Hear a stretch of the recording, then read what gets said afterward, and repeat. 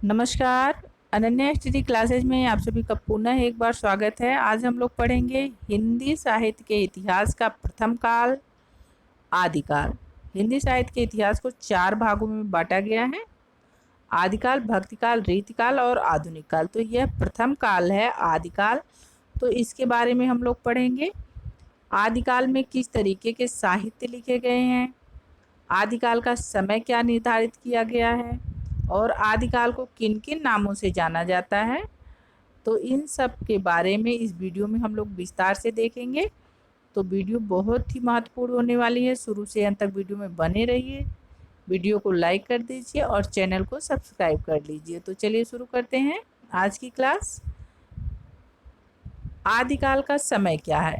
आदिकाल का समय रामचंद्र शुक्ल जी के अनुसार विक्रम संवत 1050 से 1375 विक्रम संवत का समय आदिकाल निर्धारित किया गया है रामचंद्र शुक्ल के अनुसार। और आदिकाल को रामचंद्र शुक्ल ने वीरगाथा काल नाम दिया है। और प्रमुख साहित्य इसमें कौन कौन से लिखे गए हैं आदिकाल में? रासो काव्य लिखा गया है, रासो काव्य लिखा गया है, सिद्ध साहित्य, जैन साहित्य और नाथ साहित्य लिखे गए हैं। रासो काव्य में कौन सी रचना लिखी गई है? तो रासो काव्य में लिखा गया है पृथ्वीराज रासो, बीसल देव रासो, कुमार रासो और परमाल रासो। तो जानते हैं पृथ्वीराज रासो को लिखा किसने है, यानी इसके लेखक कौन है? तो पृथ्वीराज रासो के लेखक हैं चंद्रबरदाई जी। और पृथ्वीराज रासो में कितने सर्ग हैं? 69 सर्ग। और पृथ्वीराज रासो को पूरा किसने किया है, आप लोगों को पता है? पूरा उनके पुत्र जल्हड़ ने किया था। चंद्रबरदाई जी के पुत्र जल्हड़ ने पूरा किया था पृथ्वीराज रासो को। और पृथ्वीराज रासो को आदिकाल का प्रथम महाकाव्य माना जाता है। और आदिकाल का प्रथम महाकाव्य रामचंद्र शुक्ल ने माना है पृथ्वीराज रासो को।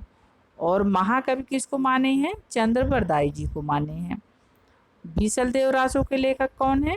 बीसल देव रासो के लेखक नरपति नाल जी हैं।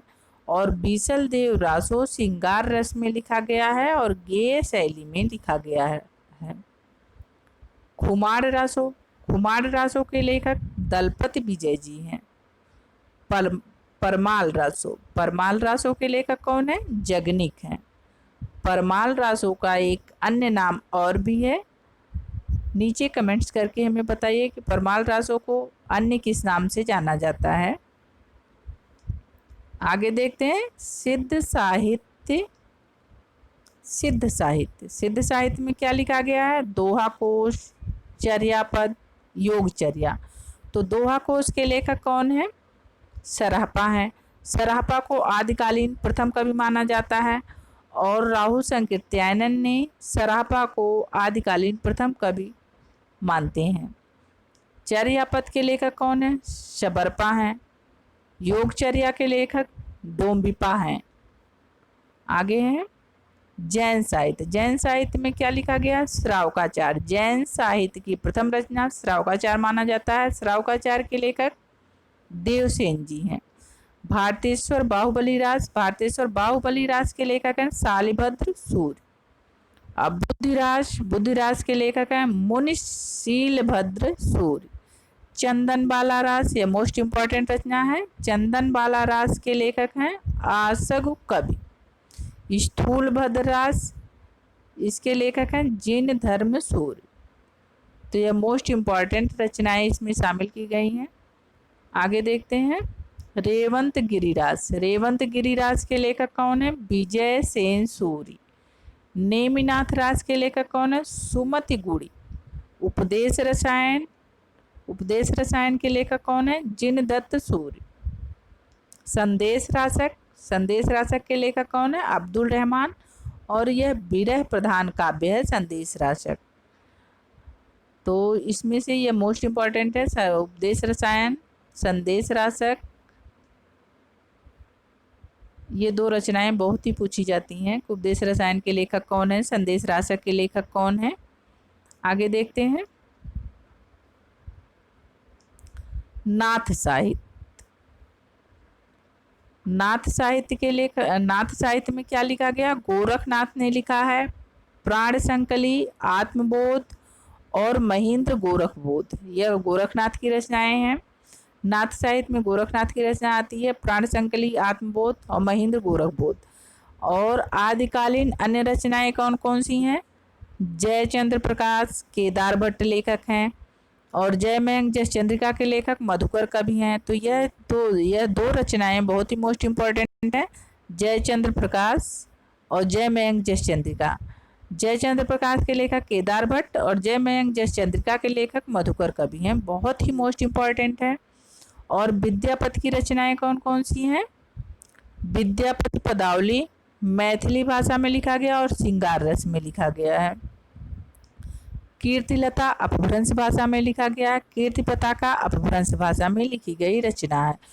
तो विद्यापति की रचना हो गई विद्यापति पदावली, कीर्तिलता और कीर्ति पताका। आगे देखते हैं अमीर खुसरो की रचना कौन सी है? अमीर खुसरो की रचना है खुसरो की पहेलियां, एक खड़ी भाषा में लिखा गया है। स्वयंभू की रचना है पौमचर्यू। पौमचर्यू में राम कथा का वर्णन किया गया है। और पौमचर्यू को पूरा किसने किया है? इनके पुत्र त्रिभुवन ने पूरा किया, यानी स्वयंभू जी के पुत्र त्रिभुवन ने पौमचर्यू को पूरा किया था। पौमचर्यू को स्वयंभू ने अधूरा लिखा था, अधूरा छोड़ दिया था, तो उसको पूरा उनके पुत्र त्रिभुवन ने किया था। और धनपाल की रचना है भविष्यत कहा। अब्दुल रहमान की रचना है संदेश रासक, यह विरह प्रधान काव्य है। हेमचंद्र की रचना है शब्दानुशासन, यह अपभ्रंश का व्याकरण है। शब्दानुशासन अपभ्रंश का व्याकरण है। क्वेश्चन पूछा जाता है कि अपभ्रंश का व्याकरण कौन सी रचना मानी जाती है, या उस रचना का नाम बताइए जो अपभ्रंश का व्याकरण है। तो शब्दानुशासन हो जाता है, जिसके लेखक हेमचंद्र जी हैं। राम सिंह की रचना है पाहुड़ दोहा। पाहुड़ दोहा एक दार्शनिक काव्य ग्रंथ है। दामोदर शर्मा की रचना है उक्त व्यक्ति प्रकरण, यह व्याकरण ग्रंथ है। बहुत ही मोस्ट इंपॉर्टेंट रचना है दामोदर शर्मा की उक्त व्यक्ति प्रकरण। बहुत ज़्यादा पूछा जाता है यह उक्त व्यक्ति प्रकरण। तो आगे देखते हैं अब्दुल रहमान की रचना है संदेश रासक एक विरह प्रधान काव्य है। हेमचंद की रचना है शब्दानुशासन, अपभ्रंश का व्याकरण कहा जाता है इसको। राम सिंह की रचना है पाहुड़ दोहा दार्शनिक काव्य ग्रंथ है। दामोदर शर्मा की रचना है उक्त व्यक्ति प्रकरण, यह व्याकरण ग्रंथ है। कुशल लाभ की रचना है ढोला मारू रदुआ, यह लोक काव्य है। यह मोस्ट इंपॉर्टेंट ढोला मारू रदुआ, यह कुशल लाभ की रचना है, यह पूछा जाता है। आगे देखते हैं विद्याधर की रचना है प्राकृतिक पैंगलम कैसी रचना है? विद्याधर की रचना है प्राकृतिक पैंगलम। रोड़ा की रचना है राउरबेल शिल्पांकृत कृति है और यह एक चंपू काव्य है। चंपू काव्य किसे कहते हैं? चंपू काव्य गद्य और पद्य में लिखी जाने वाली रचना होती है। ज्योतिश्वर ठाकुर की रचना है बड़ रत्नाकर गद्य पद्य में लिखा गया रचना है। कवि व्यास की रचना है नल दमयंती कथा। आदिकाल के विभिन्न नाम कौन कौन से हैं? तो आदिकाल के विभिन्न नाम जान लेते हैं। आदिकाल नाम किसने दिया? हजारी प्रसाद द्विवेदी जी ने दिया। आदिकाल को वीरगाथा काल किसने कहा है? तो आदिकाल को वीरगाथा काल रामचंद्र शुक्ल जी ने कहा है। आदिकाल को सिद्ध सामंत काल किसने कहा है? राव सांकृत्यायन ने कहा है।